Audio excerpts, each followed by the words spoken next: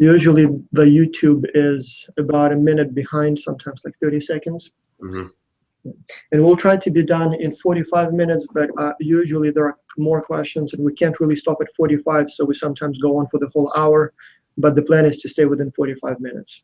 Sure, no time constraint on my end, so okay.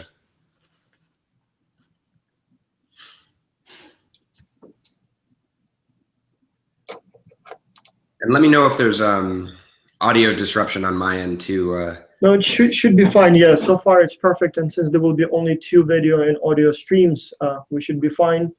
I'll just switch off the sound on this one. So it seems like we are now live on YouTube, so I'll just wait for another minute, and we'll announce the start at that time.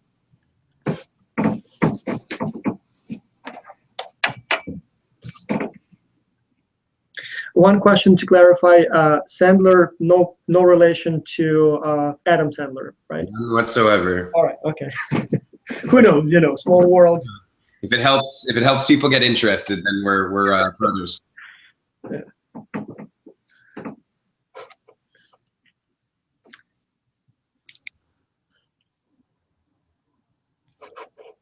All right, so it is almost 10 a.m. in New York, the time zone we use, and it is time to start the webinar.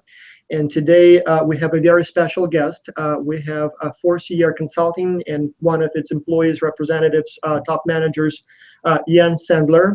And as he just confirmed, no relationship to Adam Sandler, just the same name. Before we start with the presentation, a few words on how it's going to go. So first, we will try to stay within 1 hour, and in fact, we'll try to finish in about 45 minutes, but if there are too many questions, we may go on a little bit longer. If you have questions, please email them to admin@xculture.org. Before, we would allow students to join live in Google On Air directly in the kind of virtual room. The problem with that approach is that once we have too many people with video and audio, in many cases it leads to a lower quality of the presentation of the sound of the video. So this time we're going to do live YouTube streaming, and I hope you are watching there now. And if you have questions, just email them and I will read them to the presenter and he will get your questions. And the many of you who are not able to watch it live, obviously you will be able to watch it in recording.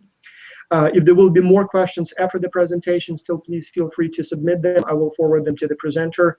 And as we normally do, maybe we'll ask Ian in the end, perhaps compile a set of question and answer written answers so that we have it for our database in case somebody has a similar question later on. We don't have to bug them every time. And instead, we will just forward the record of this presentation as well as the questions and answers.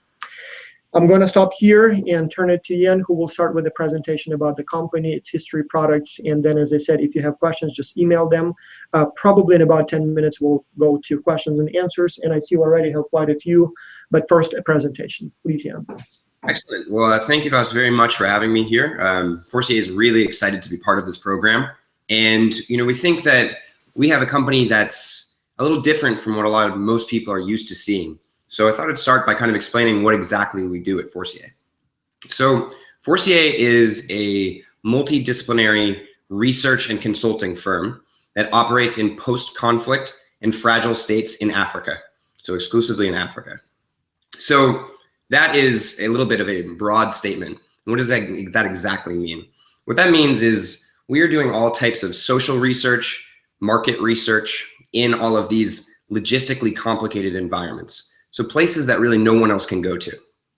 And what we're doing for the majority of our work is a lot of different evaluations of development projects. So we work, primarily with the development sector, with different governments, different development implementers, different other consultancy firms. So if you're, let's say, the UN, and you're implementing a program on water and sanitation in Libya, you implement this whole program for 5 years. You need someone to evaluate, did it actually work? How did it work? How could it be better? And the ways that we do that is we go into the field and we interview people with smartphone technology and tablets, and we interview them and we get their thoughts, we get their recommendations, and we see really what had the most success and what didn't. And we do this at various stages of the process. It helps the development world, get information so that they can succeed better in the future. And we call this evidence responsive programming. So we started in South Sudan, which is the world's newest nation. So our company has actually been around longer than the country has been a country, which we're very proud of. In 2013, there was a large conflict that broke out, and FORCIER was one of the only companies that stayed in the country during that time. Now, we have about 80 staff members in South Sudan alone. About 65 of them are South Sudanese researchers that we train to carry out our projects. So a little bit of our history. We started with Natalie FORCIER. Natalie FORCIER is our founder and one of our managing partners. She's from Central Florida in Fort Myers. She moved to DC to get her degree and then moved to Egypt and then South Sudan. It started off as a small consultancy, so just one person doing these projects. And we realized that there was a large niche for this kind of research in these places that just wasn't being filled. So our company incorporated and slowly grew from there. And we realized that we were doing something that no one was really doing, in that we were actually getting an idea of the ground that most people didn't have. So while we started in South Sudan with just one person, now we have those 80 staff members. We have 30 staff members in Somalia, one of the only firms in Somalia. We are in Khartoum in Sudan, in Cairo in Egypt, Kinshasa, the capital of the Democratic Republic of Congo, Freetown, Sierra Leone, and we're starting this year in Mozambique and Liberia. So our goal is to be a Pan-African company. We want to represent in all 54 countries of Africa and be able to really know the places. So what makes us unique and what makes us different is the model that we use.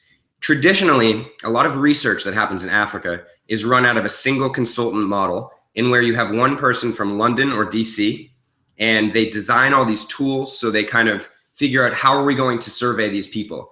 And this can be widely different. So it can be things like, how am I going to access a village in Liberia that has been stricken by Ebola, and I need to talk to a certain number of women and maternal health workers. And it can be a real challenge to figure out, how are we actually going to reach these populations? How am I going to get there? How can we access it? And what are the right questions to ask them to get this information?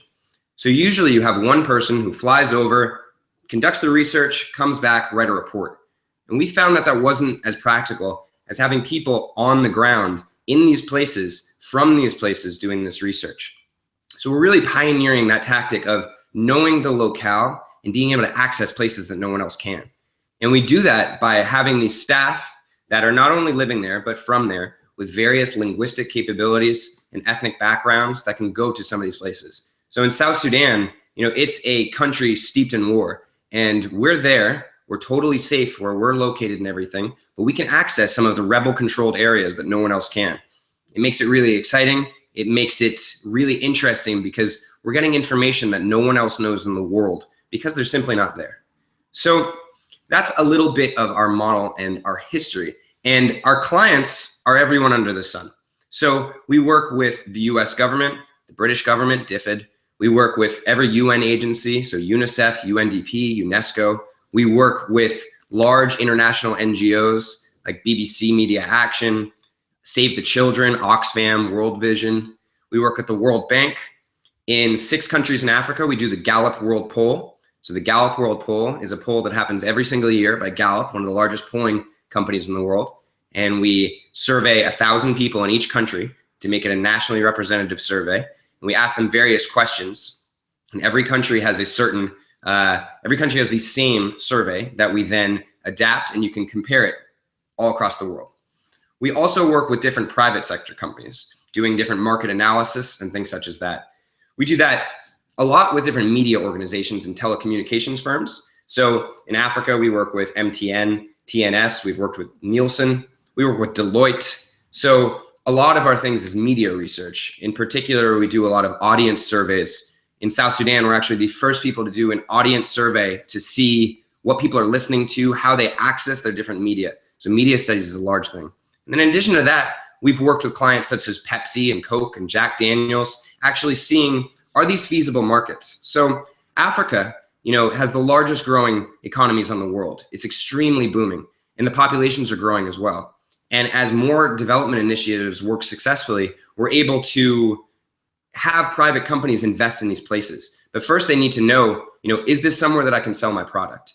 And what's interesting about our company is a lot of these other firms in X culture, are selling a product and we're selling a service, and the service is often, will it work here? And we do that through our different methods, through our phone interviewing. We do it online interviewing, and we do in-person interviewing. So the majority of our work is in person. And we use smartphones and tablets to actually go and survey these people and ask them questions. We compile all the information. We upload it to a central server, and our analytics team in Cairo codes and cleans all of this data and then writes extremely compelling reports and data visualizations to tell you exactly what happened. So we do this with the market and private sector as well. So that's a little bit about our history and what we do. Vas, maybe I should say a little bit about who am I? Who am I? Sure, if you would like to maybe say a few words about yourself. And now I have a lot of questions, so we probably want to go into questions soon enough. But yes, maybe your role in the company as well as perhaps your background personally. Absolutely. So my role, I am the business development manager in North America for our company. So we have 2 people in Washington, D.C. And as I say, I'm in an office. My office is usually various cafes across the city. So, I'm highly mobile, and we do that intentionally. So, we are an African firm, and we will have offices in other places, but our staff are on the ground in different places. So we will have representatives in different places. But for me, I'm the business development manager for North America, and I'm responsible for representing us in the States and meeting with the government, meeting with different clients here, and seeking out those business opportunities that arise in America. I started about a year and a half ago as an intern in our business office in Cairo. So very low, and slowly worked my way up through as an officer, as a manager, and now here running this office in America. So it really speaks to a lot of the growth that can happen in this company, which is unbelievable at the rate that we're expanding. And my background, I had a bachelor's in anthropology, so I really did not know a lot about business. Coming to FORCIER and coming here on the ground, you're thrown in the fire right away, and the independent experiences that you accumulate are outstanding. So you really do get to go from the bottom and learn everything straight to the top very quickly if you show the initiative. So that's a little bit about my background. Right. All right. So I'm going to go directly to the questions. There is one question here from Tio, and unfortunately, I don't know what country he's from. He's asking, how do you charge for the services that you provide to your clients? And I assume he's asking if it's a fixed fee or if it's hourly pay or. Yeah, great question. So what we do is a lot of the reason or the things that we do in business development in the department that I work in and where I started is, coming up with these proposals. So when we come up with these proposals, a client says, I need a survey that measures these things, or I need someone to evaluate my project, or I need a national opinion survey. And what we do is we design this whole program, this whole survey, and that's what you learn in business development. And what we do is we have different rates for our consultants. So our direct fees are, who's actually doing it, who's working on the project. And that will be our methodologists who are designing the tools, creating the sampling framework. So saying, I need to survey 400 people in these locations. And then also our project officers, our research managers, and our researchers, and our analysts. So they all have different, fixed fees, different rates that we may change per client depending on, if they have a certain amount of money or whatnot. And we are budgeting those direct fees. And then we have all of our indirect fees. And those can be some of the most complicated parts. So how much does a car hire cost in rural Somalia near Mogadishu versus in another urban center farther down the country? How much will it cost for accommodation in some of these places? And we put all those together based on the number of days that we think it will take through all of our calculations, and then we put that out to the client. But it is a lot of a give and take, because in the field that we're in, we call it monitoring and evaluation. It's relegated to a smaller role in development, and what we're trying to do is boost it up and show its importance. So while sometimes resources can be, smallly allocated, we try and, show that it's really worth the investment. Mm-hmm. Now, here's a question from Ana Gabriela from Ecuador. How did your company finance your operations before you got the big clients, if you have that information? Yeah.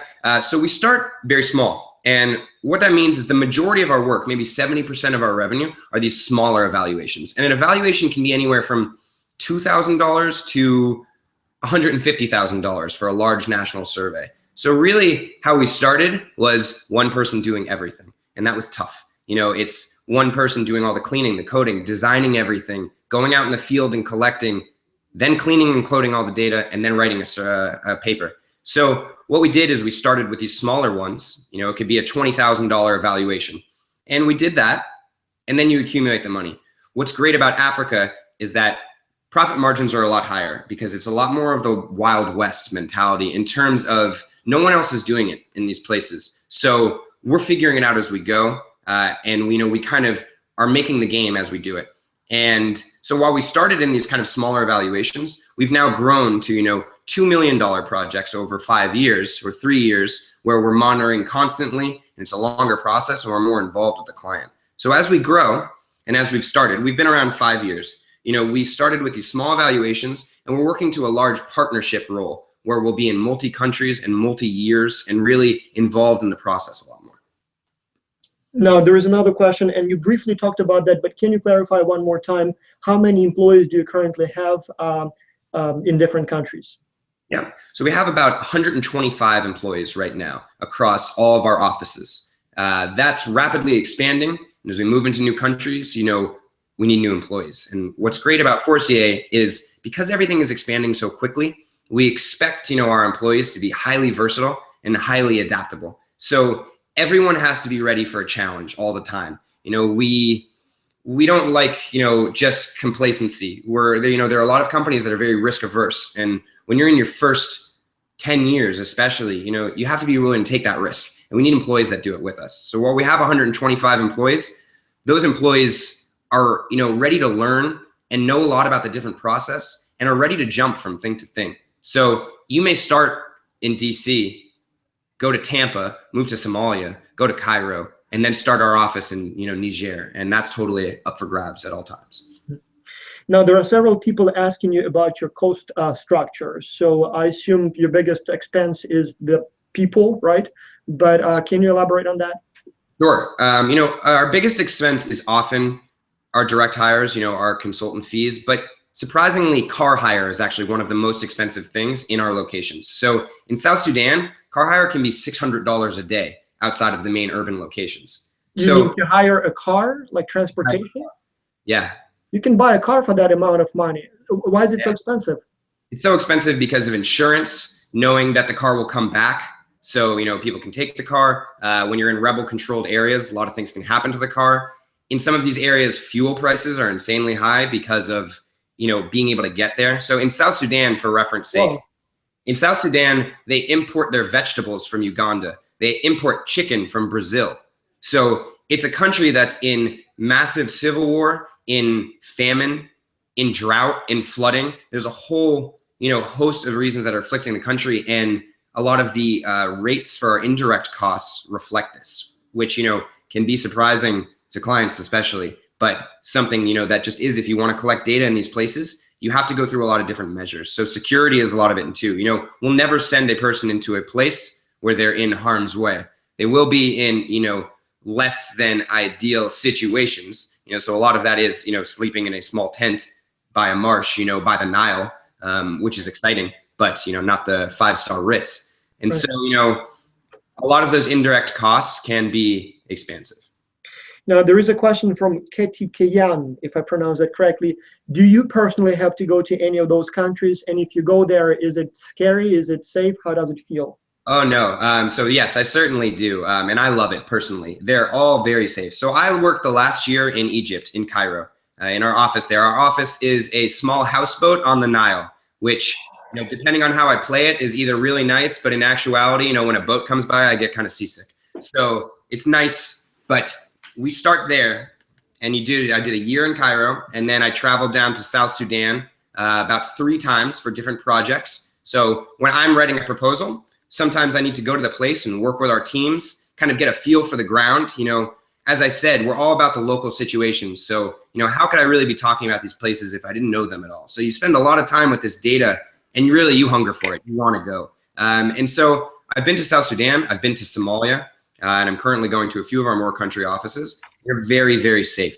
They're very, very safe. So, our national staff are the ones who are going down into a lot of these other places. We do have a few international researchers that go down as well. In some of the places, it's not safe for our national researchers to go, so we send our international researchers. Anton here is asking, so when you say you stay in the country, or when you say you're present in the country, do you mean expatriates who actually work there, or are those normally locals who work for your offices? And then he also asks about your hiring practices. Sure.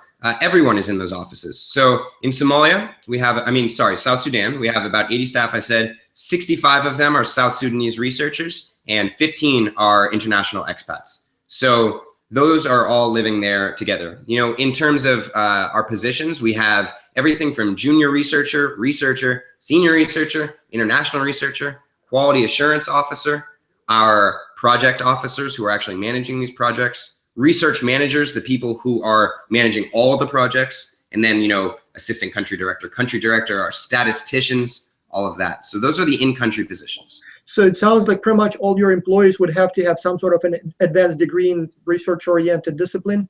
Not at all. We prefer, in terms of if you're going to be, let's say, a project officer, then, we like some research experience, but really we're looking more than anything for fresh people who are interested in the field and willing to learn. Because we're moving so quickly, the importance for us is, are you willing to learn new things and do something that you're not comfortable with? So way, way more important. I had no business experience, and now I'm, running our business operations in the USA.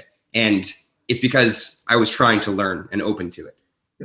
Several people are asking about your kind of target area for hiring people. So I assume you hire some locals. I assume you have some expatriates from the United States. There is a question from Vladimir Rudov-Timbalist from Ukraine, my native country. Can you hire, or are you interested in hiring people from Europe? And if that's the case, how does it work with the work visas? Absolutely. So we have, many Europeans on staff. We have, a lot of British, a lot of French. Not sure of any Ukrainians presently, but that doesn't mean we're not open to it. In terms of visa processes, we'll either work on getting the business visa, or you'll start with a tourist visa and then we'll work into it. In a lot of our countries, you can get a 6-month multi-entry tourist visa in which we'll work, and then we'll work towards that business visa. Hiring, we really do want people from all over the world, because the places that we're working reflect different languages and different, histories from places all over the world. We do have to remember Africa has a large history of a lot of different countries that intervened in it. And what that means is there's a lot of different cultural histories, as well as a lot of different linguistic histories. So we're always looking for new people that can kind of contribute to that. And just to add one more thing, in our business, so business development, what I work in, that's a lot of proposal writing, reaching out to clients, working with clients, working on our cost structures and all that. That's, something that we would like a little business experience, something where you're just kind of familiar with it. So that's why X-Culture is so fantastic, because of all of the business experience that you all have really lends itself to thinking in that kind of mindset, which is different. So if you're open to learning about research, international development, and these, very interesting locales combined with your business experience, it makes a, perfect match. Lots of questions. There is one from Sterling Baker, based on the email address. It's actually one of my students. He's asking about your biggest challenges and weaknesses of your company. Absolutely. If you can, I'm not sure if it's an ethical question, but yes, why not? Sure. So, our biggest challenges are, one, how do we maintain the quality of our product while going to some of these places? So a lot of the problem in monitoring and evaluation is that the quality is not always great. So people often, make up certain data. They say they go to different places, but they don't. It's how do we say and find statistically relevant, statistically significant information? And, that's one of our biggest challenges is, can I go into Mogadishu, where Al-Shabaab, the, terrorist organization, is predominantly operating, and can I interview 200 men on their feelings towards the government? That's a risky question. So a lot of our, motto is constantly, can we appease the client, but, not get anyone in harm's way and not get kicked out of the country? So it's a constant battle between, we want this to be statistically significant. Can I say with a low margin of error that 80% of the population thinks that Al-Shabaab is bad? Yeah, I probably could. Do many people actually agree to participate in the surveys? I mean, as a researcher here in the United States and with experience all around North America and Europe, it's hard to get people talking. And I can only imagine how much harder it is in some of those areas that you're talking about. It actually is easier than you'd think, because, these people, a lot of the times, they're in really tough situations and they want change, and they, are looking for ways that they can work together with development to do it. So they're really open to being surveyed. A lot of the times, because we have national researchers, it makes it a lot easier. So instead of someone from US like myself walking up to a small thatched roof hut and being, can you tell me about incidences of sexual violence in your family, which may not be appropriate for someone like myself to ask. What makes us unique, and is a lot of our selling point, is that we have, a South Sudanese female researcher, well-versed in qualitative methods, being able to ask people, going up and asking these questions. And, they're trained how to do it so that they're comfortable. And, we get a lot better response rate from that. Now, there are many questions about your choice of Africa. Why Africa? Like, for example, there was a question from Tunda from Malaysia. So why did you focus or currently focus on smaller African countries? Why don't you do your business, for example, in South Africa, Nigeria, Ghana, the bigger countries of Africa? And a number of people are asking, would you consider doing business in Asia or Latin America? They have enough of conflict zones there as well. Very true. So Africa started mainly because Natalie moved to South Sudan. And she moved there and started working there because of her history with South Sudanese gangs in Egypt. So she actually lived with South Sudanese gangs in Egypt for about 2 years studying them, and then made the jump to South Sudan. We stayed there and we worked there because there was no one else doing it. So when there's no one else doing it, obviously the opportunities for business is a lot higher, and people kind of started coming to us. So now when you talk about research in Somalia or research in South Sudan, FORCIER is research in South Sudan. And that was kind of a niche that we found. In places like Ghana and South Africa, the markets are really saturated, especially somewhere like Ethiopia. So while there's a lot of US funding into these countries and something that we're really interested in exploring, they're harder to break into right now, a lot because of the government structures on how you work with it. So for example, in South Sudan, you have to have every survey approved by the government, every question, and then you can go do it. We have an extremely close relationship with the government, so that's okay. And it gives us, huge advantage. In other countries like Nigeria, it can be more difficult to work with the government. There's certain levels of corruption and whatnot. And then there's a lot of competitors. So that's what actually makes X-Culture, and our challenge really interesting, because we want to learn about these other countries. What I always say is there's 54 countries in Africa, and 95% of our revenue is from Somalia and South Sudan. There's a huge opportunity to provide impactful, life-changing work and a successful business all across the continent. So also, in terms of other places outside of the world, potentially with other subsidiary companies or whatnot, but as FORCIER, we really want to focus on Africa, because once you do the whole world, then you're just another consulting firm. You're a consulting firm that, has temporary places. A lot of the traditional model also is you're more of a grant manager, and your company is good at handling lots of money, but you just subcontract all of your work out. We don't want to do that. All of our staff are permanent staff, 130 full-time permanent hired staff that work in these countries. And because of that, we know the places. So we have to pick and choose, where do we set up shop? Where do we develop the national staff? So we don't just want to go in and come out. We want to leave a legacy of people who are qualified and can do research. And, right now we're looking for where are those next markets in Africa, because we are an African firm. And then later, we'll see about, other places in the world when we're more established. Yeah, because we received a number of emails from people from different countries specifically asking if you're looking for expansion into their markets. India from Anrab, Malaysia, Ukraine. So, but I assume you're for now trying to focus on Africa specifically. So, it's difficult just because, people come to us all the time with these opportunities saying, oh, would you work in Syria? Would you work in Haiti? Would you work in here? And there are opportunities everywhere. But as a business, one of the biggest downfalls you can have is taking on too much too quick and not being selective in, where you choose to expand and how you work. So, we're starting with what we know. And although Africa is extremely diverse with 54 countries, it's a lot more similar than Malaysia. Now, there is a very interesting question from Alicia Bayer, apparently from Germany, based on the email address. She's asking how you handle cultural differences in Africa in the daily business, and then especially how do you handle the wealth gap that you see in those countries? Absolutely. So how do we handle it?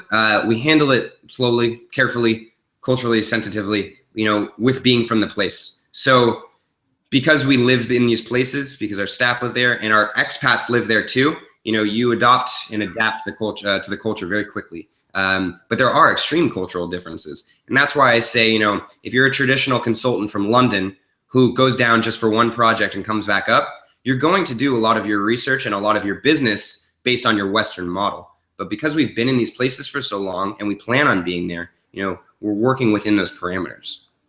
And there is a related question from Apurva from India, Indian Institute of Management. The question is, what kind of training do you provide to your local researchers and your expatriate researchers when they go into the field? Absolutely. Training and capacity development is the top of our priorities in the company. We have, a director of capacity building, someone who is constantly providing trainings on everything. So that means we have weekly trainings on all part of the process. If you are in business development and you want to learn about quantitative methods, you can take that course. We're now putting them online for all of our employees, as well as in country. So we have all of these different methodologists. They have statistical training, sampling training that everyone can take. So what we're trying to do is we're trying to make complete people. We want to find people that are interested in research, but may do one part of it, but want to learn about all of it. What I love about business development is you have to become an expert on everything. So when I'm writing a proposal, can I figure out how to access these populations? Can I figure out how many cars I would need, in Ye County in South Sudan? Can I also figure out how long it would take to write a report, what I would write about? So when I'm trying to sell to the client, I need to know everything. Especially when I'm representing FORCIER in America, I need to know all about it so that I can talk about it accurately. So we provide all of these trainings as well for our national staff. It's a huge importance on our goal in the end is to have the entire company in these local country offices staffed by local, people, local staff that can do everything. And that's a slow process. And we'll always be working in these places. But, right now we have in South Sudan, South Sudanese staff that are all the way up from, junior researcher, all the way up to quality assurance officer and assistant project officer. A lot of our international staff are project officers and research managers in country offices. Now, there are lots of questions from Daniel, sorry, I can't pronounce the last name, from North Carolina here. And so some of his questions relate to what you were just talking about. For example, he's asking, do you work with established educational institutions in Africa to identify both your clients as well as your possible employees? And I assume he's asking, are you working with the universities that operate in Africa to hire people from there? Yeah, absolutely. So in Juba in South Sudan, we work with the University of Juba. A lot of we have a few of our senior most researchers in Juba are from the law program. In Sudan, we have a partnership with El Fouad University. It's a women's university, so that we can work with them in the Ministry of Education. In terms of identifying clients, not so much. And that's also something I can talk about, if everyone is interested. But in terms of who we work with, yes. So we have lots of people coming. And as you can probably imagine, sometimes the resumes are not as complete, but that's okay, because that's not what we're looking for. We're looking for people that are capable of learning. But we do have extremely qualified national staff that are doing all of our work.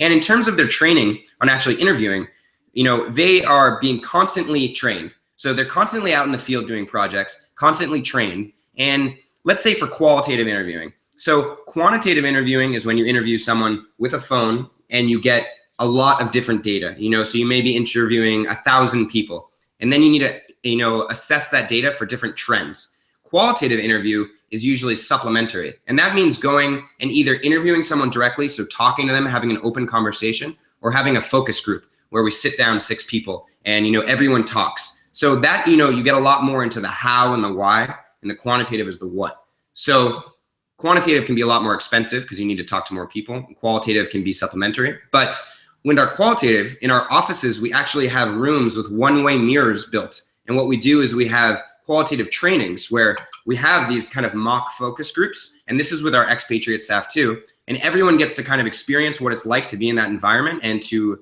learn how to do it. Now, there are a number of questions about your revenue sources. And so, like, for example, there is a question from Tio Shuting who's asking about your revenue structure. And I assume most of your income comes from those bigger agencies that you named when you did the assessment of the quality of their development efforts or the success of their development efforts. So can you talk more about first structure of your revenue, but also there is a related question from Marisa from Colombia. She's also asking, what does the actual product look like? Would it be a report? What goes into that report? How big is it? How detailed it is? So what exactly do you give to the client in the end? Absolutely, great question. So our revenue structure is I'd say primarily 70% on those smaller evaluations. Anywhere from $20,000 to $60,000 from individual clients. That can be large NGOs, Oxfam, Save the Children. It can be all the UN agencies. So UNICEF, we do a particular amount of work with, UNESCO and UNDP. Other revenue sources are those larger evaluations and monitoring. And then we're also doing a lot of opinion polling. So a lot of opinion polling in country and things like that. But really, the majority of our revenue is coming from either a baseline assessment. So that's when they want to find out, what is this area like? Is it feasible for me to do development? It's almost like a market feasibility study for development. So what do the people need? What kind of things do they have already? If you want to go and you want to give 1,000 fishing hooks to a community, you need to figure out if they can fish and if they already have fishing hooks. And that's very important. So that's, the largest, source of our revenue. In terms of report structure, so what the majority of clients need. And also keep in mind, for this kind of monitoring and evaluation, it's often donor mandated. So what that means is that if the US government gives $10 million to fund an initiative in South Sudan, what they require for giving that money to an organization is that a report is produced with all the information. So what we often do is a 20 to 40 page report, and that is having everything from what methods did we use, who did we interview, how did we come to that sampling methodology, what was the margin of error, what is the statistical significance of what we found, and then also what are our key findings, so what was going on in these communities, and what are our recommendations and conclusions. So because we're in these places, because we look at projects all day, we've done over 300 research projects in the last 5 years across Africa, and we have to give recommendations. So we've found that the majority of people, or there's a notable absence of latrines in this community. We found that people are extremely susceptible to learning about latrine use in community healthcare. We recommend that a certain amount of latrines are built in this location, and we give this off. A big problem in development is that there's often a lack of dissemination of information. We don't like that. We produce this data. We want data out there as much as possible. We want people to learn from it and be able to grow and use it together. So something that we often push, especially I push in business development, is making this less proprietary, sharing some of these reports. And then one additional thing, in regards to reports, we also do a lot of data visualization. And that means creating dashboards for near real-time information so that you can see it. So for instance, you could actually see online the trends of what people are saying in, different well-illustrated graphs. So we're doing that a lot too. And you can look at in company, in-house, or you hire external? In-house, something that we're growing a lot more, but in-house we do a lot of that different data visualization. And check out our website too at FORCIERconsulting.com. We have a whole publication section, and while it's just a few, it's a good example of some of our better work that we've done. Mm-hmm. Now, many people are asking, so how do you currently find your clients? Do you approach them or do they approach you? Another good question. In our main countries of operation, South Sudan and Somalia, a lot of the times they come to us. So a lot of the times, because we are the research firm there and we've worked with these clients a lot in the last 5 years, people do come to us and ask us to do it. But that's not the main source. Our main source is actually scouring the internet for something we call terms of references. And a term of reference is something like the US government or UNICEF will put out a document, a term of reference that says, we're looking for someone, a consultancy, to evaluate our project. We need to be able to study these different things. These are the answers that we're trying to look for. And then we have to write a proposal and send it out. So a lot of what our team does currently in Cairo, in our business development team, is send out these proposals. And that's when you really become an expert, because you have to gauge, well, how much do I actually think this client has in terms of money? You don't want to budget something at $200,000 when in reality they have 7.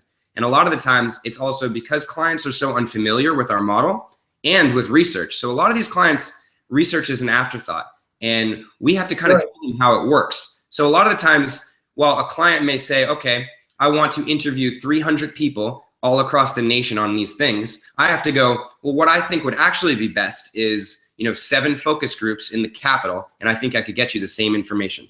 So it's a lot of back and forth of how we work. What I do in America is meeting with different clients and kind of seeing what opportunities are out there that's not on the internet. But a lot of our stuff is either coming from the internet terms of references that we respond to, and then by our main directors and staff that are, directly liaising with clients.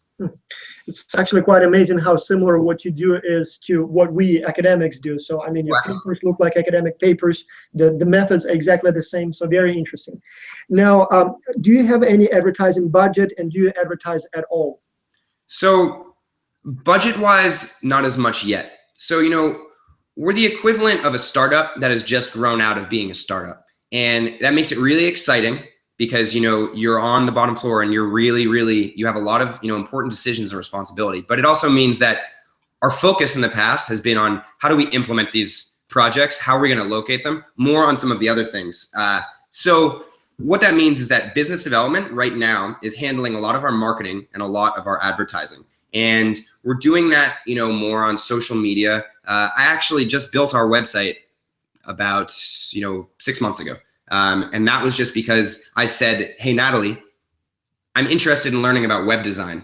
Do you think I could have a stab at creating a website? She said, sure. And we worked together and we built it. And, I think it looks pretty nice. But, it's working like that in that initiative. So marketing and advertising, we're really interested in people that know more about it and could contribute different ways. So, again, social media, a lot of that is on-person representation. In terms of marketing, we, are attending a lot of conferences and representing. We have, a certain amount of billboards in all of our country airports, which is a surprisingly effective, marketing tool. When humanitarian aid workers and things are leaving the country and coming back in, they see this big thing with FORCIER. But something that I'm personally interested in exploring and working out with, all of you is how can we do that better? So there is time and resources that we can allocate to it. We're all just not as, knowledgeable right now.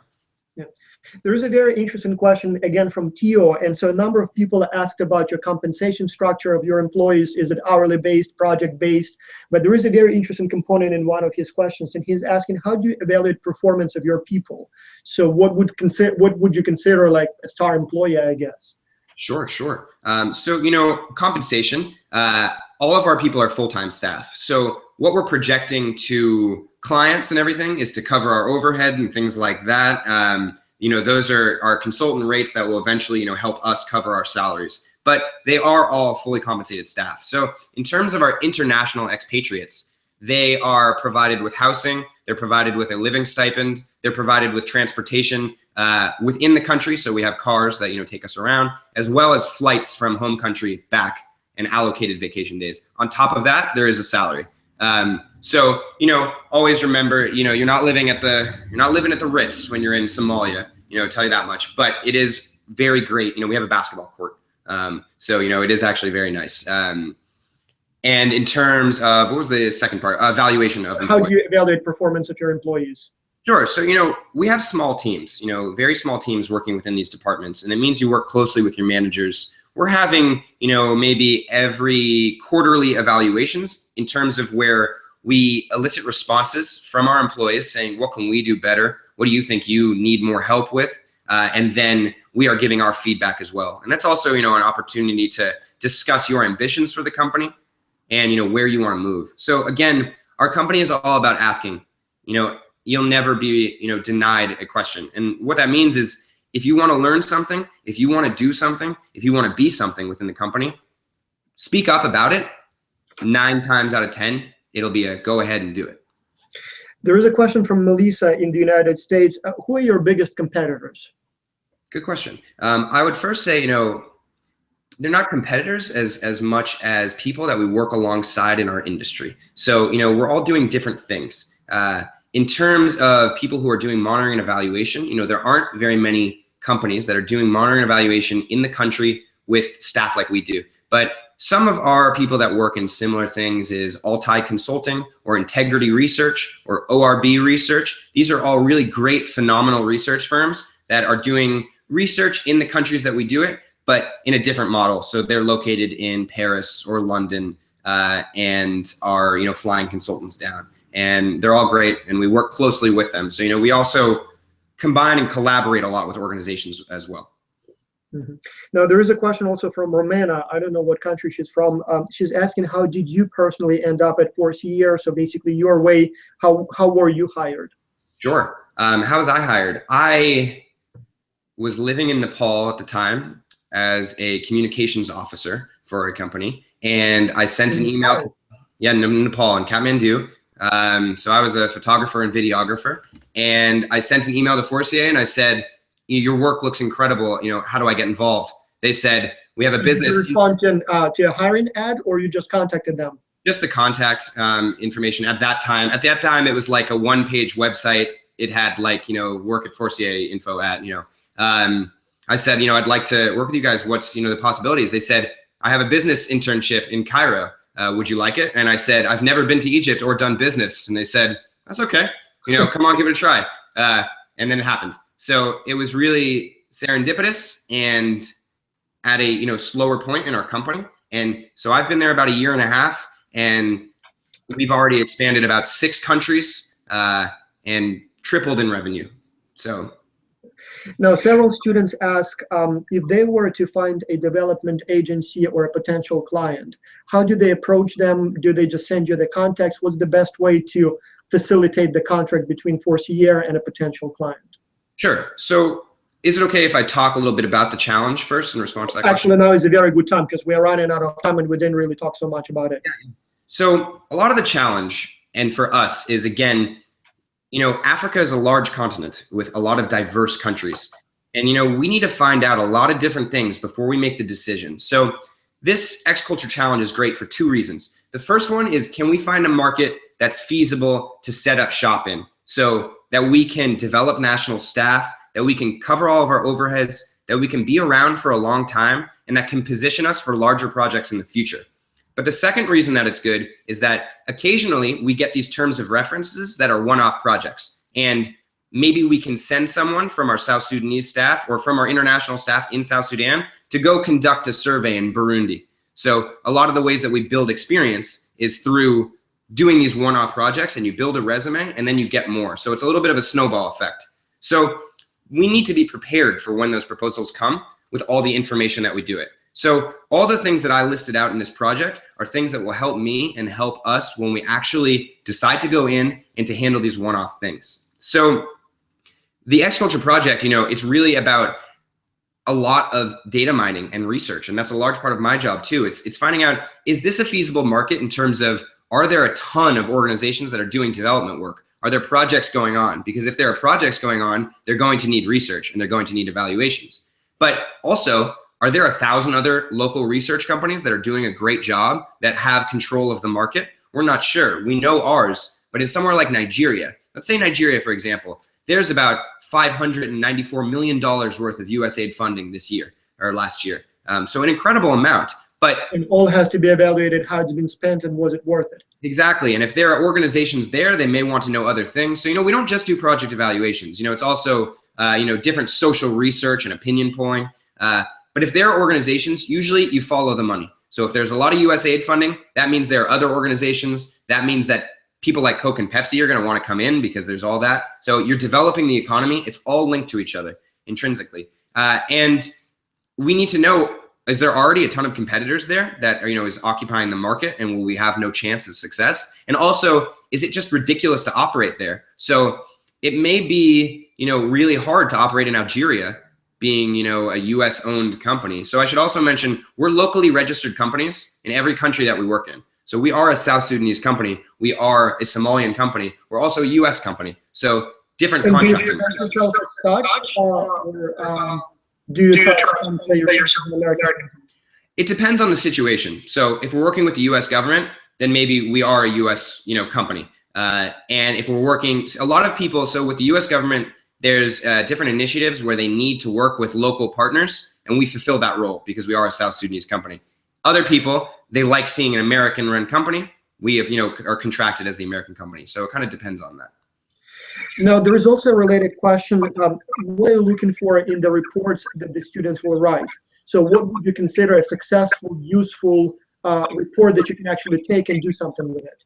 Absolutely. A successful report, I'm not looking for, I'm looking for the information, straight up, those questions that I asked, if it's robust and it gives me an idea of the country, that's a successful report. So, I gave a whole lot of questions, and I obviously, I don't expect everything to be able to be answered, This is also a test for us, to kind of see what we can find online, because what this will lead to is a scoping mission. So, if you tell me, and if I'm able to see by your data that Mauritania seems like a logical market in Africa for research, and I want to go to that country and we decide that it's a good place to invest and to go check out, I consider that a successful report. If I have an idea of who's there, what's being done, what's the competition like, operating costs, and, staffing procedures, and then, that kind of thing, that's what I consider a successful report. So, structure-wise, I think it's more up to you all to see what you think works best. But, a long flowing report, isn't as important to me as is the data presented in a cohesive way. So, structuring wise is what leads to what, what's the most important things up front? If it's a successful country and you think it's feasible, then what should be first is how much money is there in that country in terms of funding and what are the different projects? But what I also really want you to keep in mind is that for us, our model is being able to operate in logistically complicated environments. So there's a lot of a difference between Ghana and South Sudan. Right. It doesn't mean that we can't work in South Sudan, but we don't work in in Ghana. But it doesn't mean that we can't work in a place like Kenya, but we don't, because there are so many research firms there. So keep that in mind. When you look at these places, you have to ask yourself, is nobody here because the opportunity, there is no opportunity, or just because no one has capitalized on it yet? That's what we're trying to figure out. Mm-hmm. And if you can repeat one more time, there are a number of questions, like, for example, from Marion from Kenya, and I assume that's a woman. So she's asking, can you repeat one more time what countries you already operate in? And do you have any countries that you would like to explore more? So specific targets that you have in mind? Great question. So we are currently in South Sudan, Sudan, Egypt, Somalia. We are starting up with offices in Kinshasa in the DRC, and Monrovia in Liberia by the end of the year, and most likely Mozambique. So the main, countries that we do not need any information from is South Sudan, Somalia, and Egypt. We're very established there. DRC we are going into, so we know it's a model, so we don't really need that either. What I, am curious about is West Africa and South Africa, really. North Africa, we are curious about, but it's extremely hard to operate right now, obviously, with all of the different various threats. Right. So it's really not on our high, priority list. Possibly Libya, but some of the other ones, especially not as much Egypt. But so other than those kind of countries, what I really just want to know is, when we say logistically complicated, I don't just mean, or a conflict zone, I don't mean conflict in the way as there's a war going on. That's part of it. But conflict can also be, like in West Africa, they're recovering from Ebola. That's a difficult place to operate in. Are there famines? Are there drought? Is there, political unrest? Those are the kind of things. So take that into account too, and try and find it. South Africa, maybe not the best. It may be a good place to set up an office, and there may be a lot of research opportunities, but it's often considered a developed country, right, and is very well off. So is that really a place that we would find a lot of success? I'm not sure. Yeah. One of the components of your challenge is finding talent. And so there are a number of questions related to that issue. For example, from Itzadi asked me about your compensation package. Does it vary much from country to country? Do you compensate people well? And then a number of other questions. Who are your employees normally are? Who are you looking for? And what can you offer them if you hire them? Sure. So compensation wise, I believe that it's a very attractive package. So again, you're not living in the Ritz. It is, and that's kind of the people that we're looking for are not people that need to, live in a 5-star hotel. But that doesn't mean they're bad at all. They're really great. And you have a lot of amenities.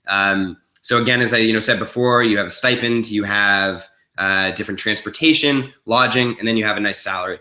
It does vary from country to country, depending on how much money will take you in South Sudan versus how much in Somalia, in different places. But yes, it is an attractive, and that's all negotiable or, semi-negotiable, depending on your experience level as well. If you're entering as a junior business development officer, which is, the internship that I started in, or it's not an internship anymore, it's now a junior position, that'll be lower, but people rise very quickly. So often within 3 to 6 months, you'll be a full-time officer and bumped up a whole nother level. So definitely something that happens really quickly. In terms of, what I want to come back to quickly is the consultant information in terms of the project. Mm-hmm. So, and, asking, if we found a client, how would we report it to you? So once you kind of find all of these projects and these organizations, I want people that I can reach out to. And what I think would be best is to, kind of find a list of the people in these organizations that would be the best to talk to in these countries. So often that's, a program director, someone that's in charge of their monitoring and evaluation, or someone that's in charge of their business development. If you kind of find for me, so you've first found all of the reasons why this country is a great country. You found this organization that you think would need some research. So easy enough, it's if you're in Somalia, you find someone that's doing development work in Somalia and has a large project, chances are they need some type of research. So if you find all that, you convince me that this is, a good organization and a good country to be in, and then you find me the contact information for that person. If you run that by me, and I'm guessing this will take some time, to really find it solid. If you run that by me, we can work together to put together an email and whatnot, and then I'll send it off, and we'll see where it goes from there. And I can reach out, and I have evidence to back up why I'm reaching out, why you need me. So also what I want to find is, why would you need me when I'm reaching out to this person? Like, why? How can I convince them? When you're doing business and you send a cold email, the number one thing that you have to think about is what are you bringing to the table? You never want to reach out to someone and say, what can you do for me? It's all about what can I do for you? So we need to have that fully cemented, and then that will go a long way towards securing that eventual contract. Yeah, and now maybe a very good time to add that there is also a monetary bonus related to that. So if you happen to be able to facilitate a contact, if you know someone who may be interested, or you find a potential client, there will be an aftermarket commission. Plus, in addition, if you write a very good report and it wins, you will get cash from X-Culture, and on top of that, FORCIER is also contributing some money, so there will be some compensation for the best teams. Now, we are pretty much almost out of time. There are lots of questions, and I would like to end on a personal note. 3 people asked, they always do, I don't know why, if you're married. 2 people asked, what does your workday look like? And 1 people asked, how can you balance your work life and your personal life while working on such a challenging set of projects? Sure. I'm not married. I'm currently single. And in terms of work-life balance, I mean, my job is different. So because in America, it's myself and our director of research design, the guy who's, it's one of our PhD associates that is designing all of our methodologies. A lot of what we're doing is, very unorthodox in terms of we're taking meetings every day with different clients. I'm going to different events. I'm meeting with the US government. It's a lot of research. So my day-to-day is completely up in the air. As well, I'm, bouncing from different place to different place. In a lot of, let's say, our business development office in Cairo, that's a little bit more normalized in terms of, it's essentially a 9 to 5. In the Middle East and North Africa, we don't work on Friday and Saturday, so it's a Sunday to Thursday week. And, that's you're pretty standard. Every day is different entirely. And some days, it's hectic. Work balance, I have a great work-life balance. I'd say the majority, 99% of our office has an incredible work-life balance, except for Natalie, who never stops. She never stops, and that's what a good CEO does. But our business development team, we're constantly on the hunt, and what that means is if my work-life balance is unbalanced, it's because I'm so passionate about what I'm doing, and the majority of our office is so passionate about what we're doing. It's one of the best things about our company, especially in our country offices. Sometimes they can work all day, 6 days a week, but that is never because we're making them. It's because everyone is doing such important, impactful work. We care so much. We know that we're making a difference, and we're really hungry. I also should mention we're extremely young. Our whole company is under 38 at the majority. So everyone is not jaded yet, and we're just hungry to do it. And we work hard, but we work hard because it's what makes us tick. Yeah, and I guess it's much better than selling sugar water, proverbial, right? So you're actually making a difference. One of my graduate degrees was specifically in policy analysis. Mm-hmm. And so what you do may be even more important than the actual investment, because if your work is not done, the money may be going in a wrong, direction next time. Exactly. And let me just say, there is billions of dollars in funding in the development world, all worldwide. And that's just a year. And often these projects, no one knows what they're doing. So the same project is being implemented in the same place. One of the worst things I always hear is, well, I've been in Kenya for 65 years. And I go, that's not something you should be proud of. If you do your job right, you should make yourself obsolete. you should be actually helping the place. And so what we try and do is we want to provide this. You're right. I mean, exactly. We want to inform, we want to get the information out there so that you're making great decisions and your money is going to the right place. And, we care so much about that we really hope that it's going somewhere. Well, I propose that we stop here. We get a lot of questions, Laura, Marion, Tio, Noor. So we'll get to those questions. I'll probably just forward them by email, and we'll compile some sort of a questions and answers document at some point. Absolutely. We are out of time, so we'll try to stay under an hour. So thank you so much, Ian. Very informative. I was actually kind of an eye-opening experience for me, because we hear about all that aid that goes to Africa and other regions. And so now we actually met someone who's working with that, in a sense, with that money and trying to make it work better. So thank you so much. And as I said, unlike many other companies out there, what you do actually matters to a large degree. So it's not just selling Coca-Cola products, for example. I mean, this is serious, socially important service.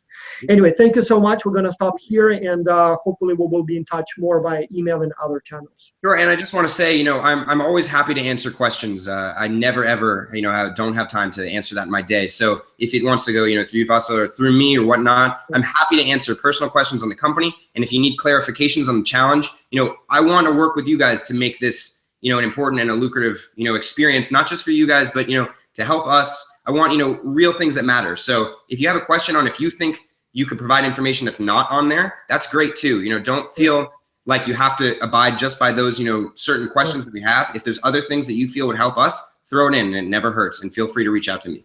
Yeah, thank you so much, because it is important. So you guys, if you choose FORCIER as your client, take Jan on his offer and do contact him, because you don't want to end up at the end of the semester doing something that maybe they're not interested in. So definitely communicate as long as they offer that option. Always. Anyway, yeah, thank you so much, and we will be in touch with more questions by email then. Okay, thanks again for having me. Thank you so much for your time. Okay, goodbye.